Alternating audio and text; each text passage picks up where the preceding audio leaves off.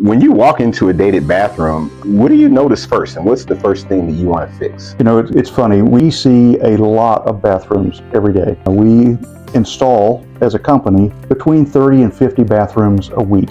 That sounds like a tremendous number, and it is.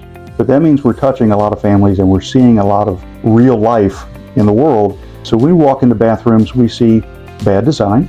We see a lot of dysfunction as far as the way the space is built and the way the family has to use the space. We see a lot of problems with mold and mildew. We see a lot of problems with failing product like tile. Tile and grout is a great problem in the industry and for families because it's impossible to keep clean. You can have the cleanest home in the world and you're definitely not keeping that mold and mildew out of that grout unless you're scrubbing it with bleach every single day.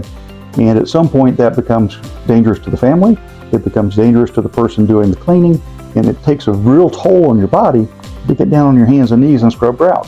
So grout is bad technology. Grout is not your friend. We use solid surface products. We use easy to take care of products. We use products that are safe for the family.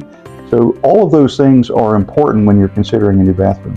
Yeah, it's almost like you've been spying on me because that's my life. Every Saturday, probably when I go home, is I will be assigned to clean in the shower, which means strapping on the knee pads, getting down there, and I have a hand brush and it's supposed to be a grout brush, and I'm down there, and no matter how hard I scrub, it seems like it never gets clean. And I'm thinking about you every stroke, every minute of the day. I'm down there screaming like, Zette said to do solid surface, solid state walls, and why don't we have that? And so that's kind of what I'm thinking. Brother, I've been there myself, and so many families experience that. Because when you go to the big box stores, what do they sell? They sell tile and grout because that's what's been available forever.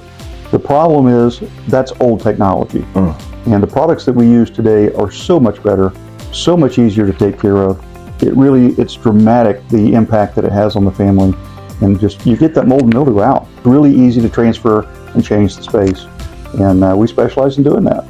Yeah, you really said something there in viewing construction materials through the lenses of technology. Usually when I think of technology, I think of computers and wires, but it never really dawned on me to kind of think of solid state wall systems as new technology. And it seems like that would be a really important thing for homeowners to conceptualize, is just this idea of old technology versus new technology, and what has always been doesn't have to be what we use in the future. Absolutely.